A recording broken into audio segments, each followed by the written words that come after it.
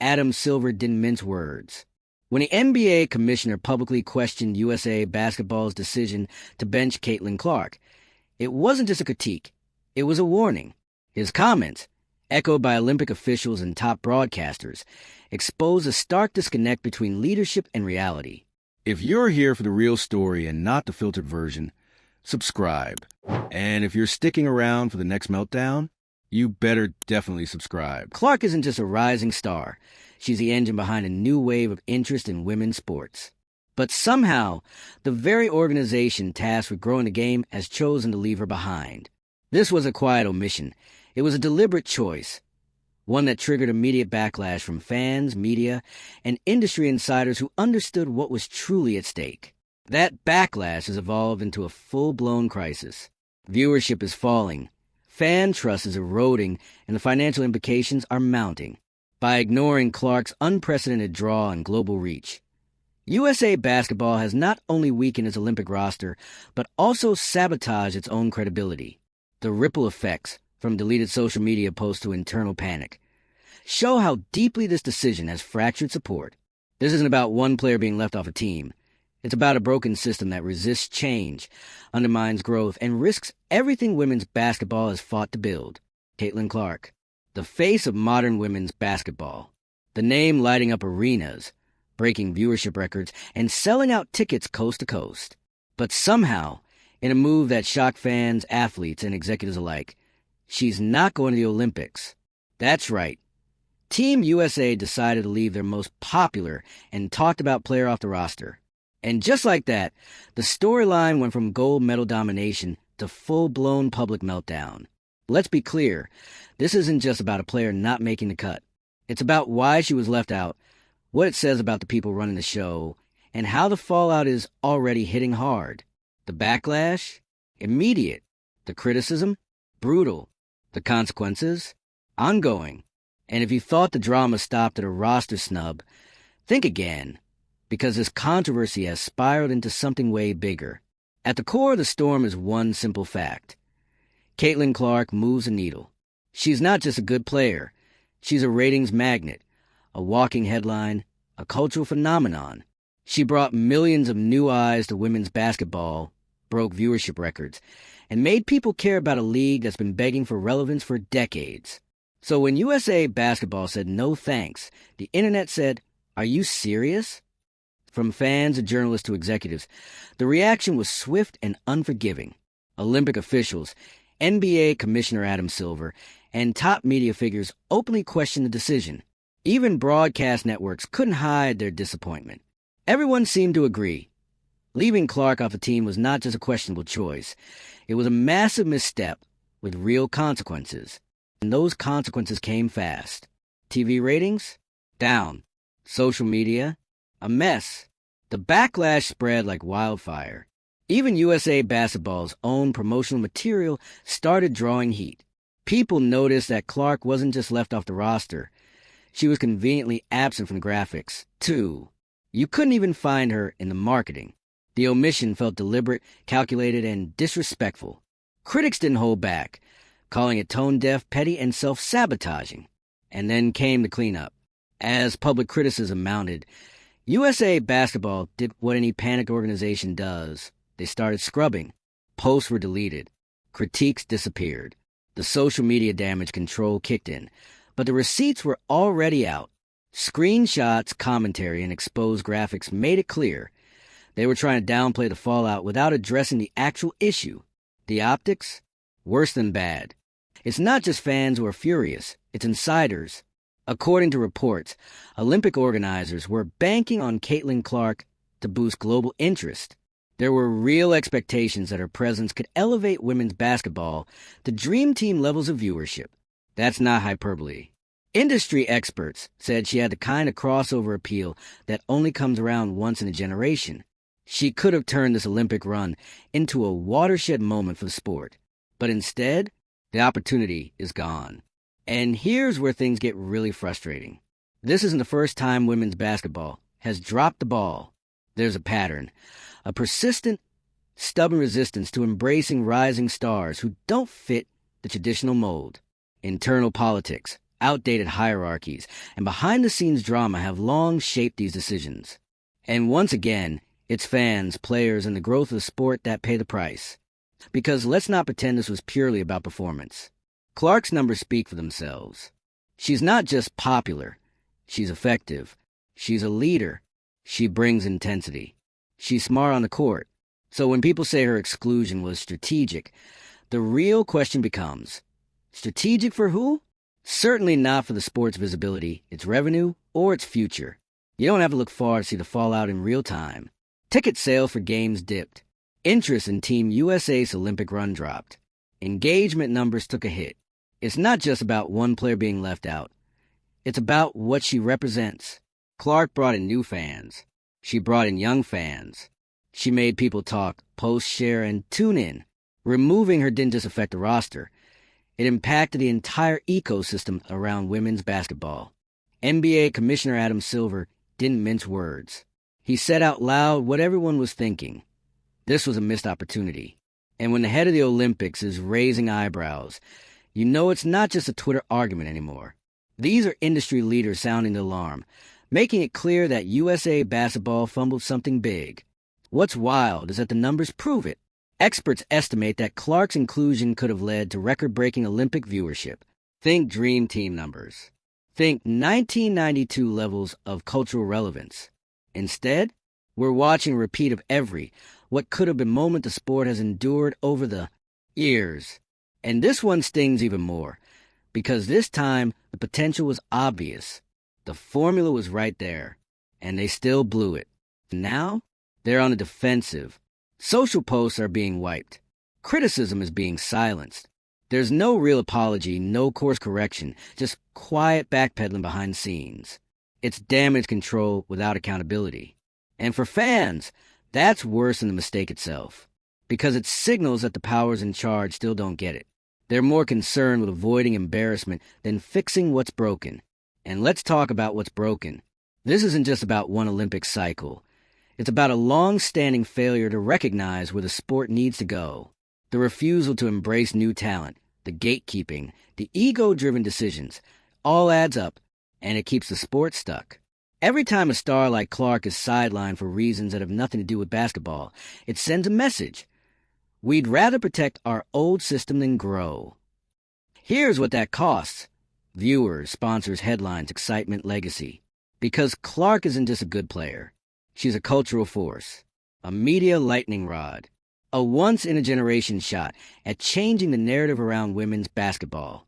And that's what makes this so much bigger than a roster debate.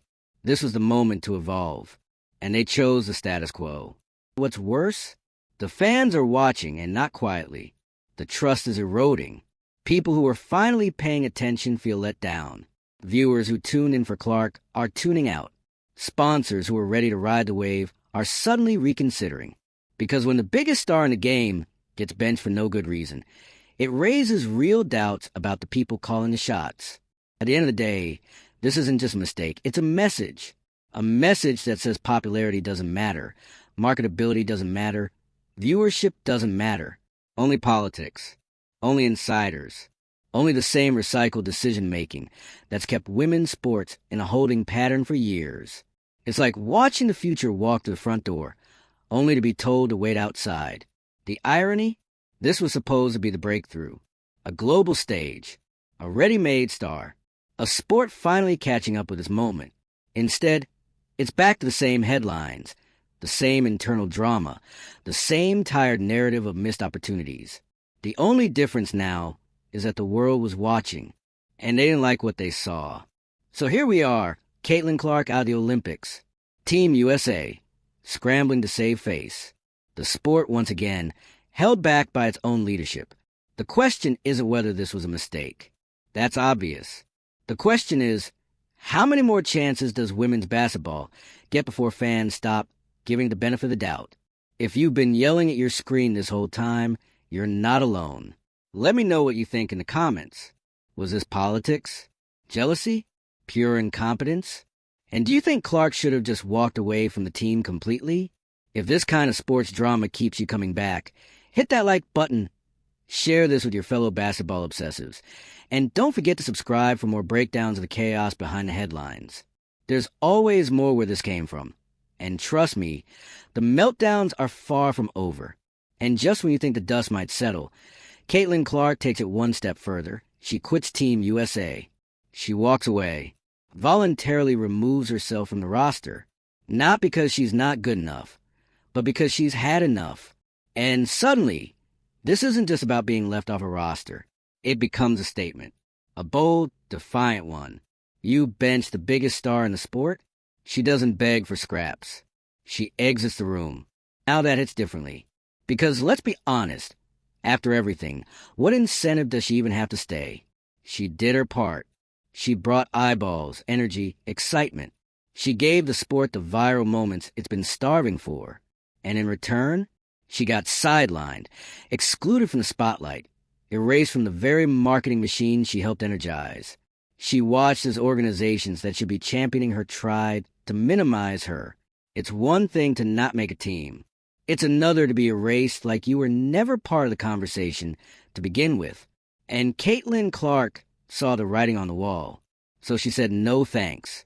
And with that, USA Basketball's PR nightmare leveled up. This wasn't just a snub anymore. It became an embarrassment, because now the narrative isn't Caitlin Clark didn't make the team. It's Caitlin Clark walked away.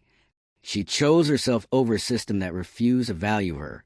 And suddenly, the conversation shifts from her being a victim of the decision to her taking control of the narrative. That's power. And it puts USA Basketball in a terrible position. Because now, not only did they reject their most popular player, they lost her. That's a self-inflicted wound. And the ripple effects? Immediate. Fans didn't just disagree. They checked out. They weren't angry anymore. They were disappointed. And nothing kills momentum like disappointment. Let's talk about the optics here. Caitlin Clark is a generational talent. Her college games pulled bigger TV ratings than some NBA playoffs. Her jersey sales are through the roof. She's packing arenas. She's the reason half the country started paying attention to women's hoops in the first place. And yet, somehow, the system found a way to tell her, you're not what we're looking for. If you're trying to grow a sport, how does that make any sense? This isn't a subtle issue. It's blatant. It's staring us in the face. When you look at the Olympic roster, you're not seeing the best players for growth. You're seeing the best players according to a committee that seems allergic to change. And that's the real issue here. This committee didn't just make a bad basketball decision. They made a bad business decision, a bad brand decision, a bad future-proofing decision. And the league is going to feel it. The fallout's already real. Viewership is down. Fan engagement is dropping. The Olympics, which could have been a global coming-out party for women's basketball, now feel muted, deflated. The moment passed, and it's not coming back. You can't recreate buzz. You can't fake cultural momentum. When you have it, you capitalize. You don't ask if the timing's right. You make it right. Caitlin Clark gave them that moment, and they flinched. And to be clear, this is not about turning basketball into a popularity contest. No one's saying Clark should get a free ride because she's famous. This is about understanding what sport is now. It's not just about who scores. It's about who draws, who connects, who builds community and conversation around the game. That's what she did. She expanded the tent. She brought people in who didn't care about women's basketball 2 years ago. And now they're wearing jerseys, arguing on Twitter, buying tickets, watching. And all of that dismissed. What's wild is that the backlash wasn't just emotional. It was professional. You had industry veterans, broadcasters, even executives publicly saying this was a mistake. Not just because they like Clark, but because they know how media works.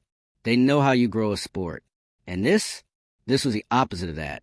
NBA Commissioner Adam Silver didn't just criticize it lightly. He laid it out. He said, plain and simple, that Clark could have transformed the Olympics. He wasn't wrong. Every marketing playbook screams her name. Every analytics chart shows a spike in viewership. The data is overwhelming. And they still said no. That's not a miss. That's sabotage. And now, USA Basketball is playing defense, not on the court but online. Posts are disappearing. Mentions are vanishing. The criticism that blew up overnight, quietly getting buried. But it's too late. People saw. People remember. The damage is done. And here's the long-term problem. When you push away someone like Caitlin Clark, you're not just making a one-time call. You're sending a message to every future phenom watching. You're telling them, don't shine too bright. Don't make too much noise. Don't steal the spotlight.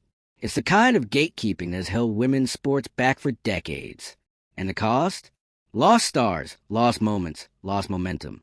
Because the world wants women's sports to grow. The audience is there. The hunger is real. But the leadership? Still stuck in the past. Let's be brutally honest. If this were the men's team and there was a player bringing in millions of new fans, breaking records and dominating headlines, there would be zero hesitation. They'd build the entire campaign around him. He'd be on every billboard, in every promo, in every highlight package. But with Clark, she didn't just get ignored, she got erased. And yet, she is the one being labeled difficult for walking away. Think about that. She gets snubbed. She watches her name left out of press releases. She gets pushed to the sidelines of a movement she helped build. And when she decides she won't play along, she's a problem. That's a playbook.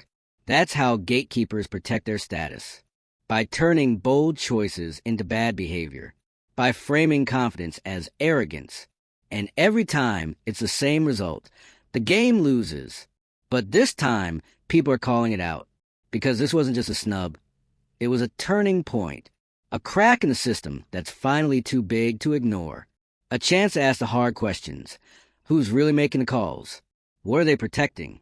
And how many more stars have to be pushed away before something finally changes? Caitlin Clark walking away wasn't weakness. It was strength.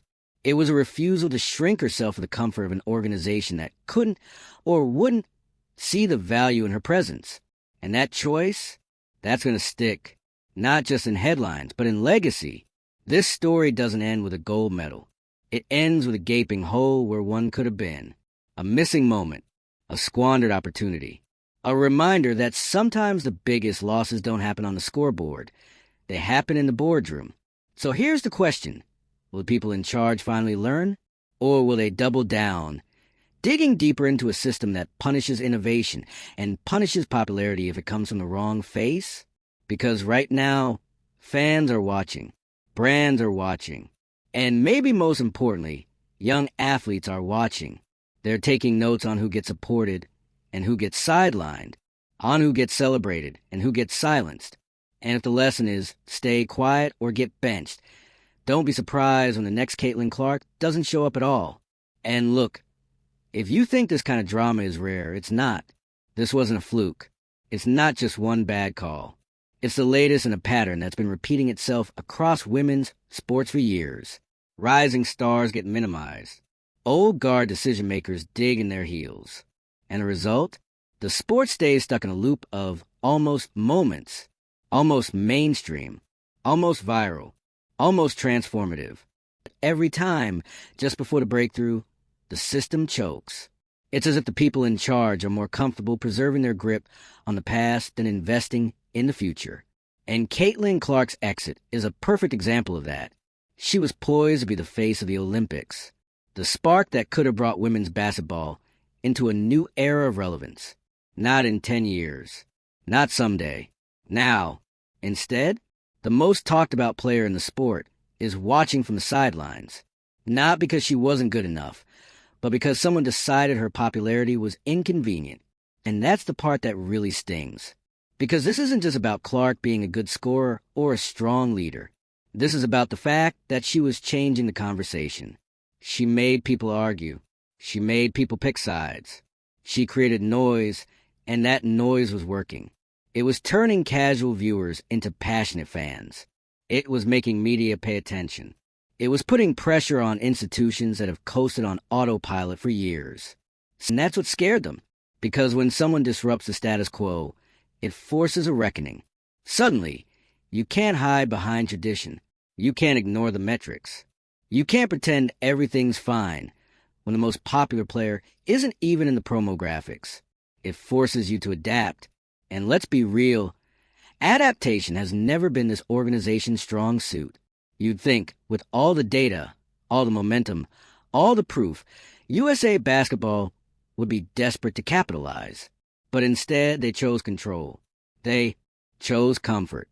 They chose familiarity over firepower. And in doing so, they alienated the very audience they claimed they wanted to grow. Because the fans, they showed up. They tuned in. They bought the merch. They made the hashtags trend. They did their part. But the system didn't hold up its end of the deal. It looked at the biggest growth engine in years and said, let's keep things the way they've always been. That's how progress dies.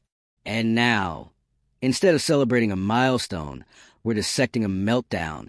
Instead of gearing up for a must-see Olympic run, we're watching an organization scramble to explain a decision no one understands. Instead of pushing forward, we're stuck asking, why do they keep doing this? And that's the tragedy. Because this moment could have been legendary. It could have been the start of something massive. But now it's a cautionary tale. Another reminder that until leadership changes, until people in charge stop being threatened by rising stars, the sport's going to keep cannibalizing its own future. So yeah, Caitlin Clark walked away. But can you blame her? She made her mark. She brought the fans. She brought the noise. And when the people running the show refused to recognize that, she didn't wait around begging for validation. She left. And that's a power move they'll feel for a long time. You've got to ask yourself, how many more times is this sport going to fumble its future before people start walking away for good? If you're still with me, sound off in the comments. Would you have done the same in Clark's shoes? Do you think this team can win without her? And more importantly, do you even care anymore? Hit that like button if you're tired of gatekeepers running talent into the ground.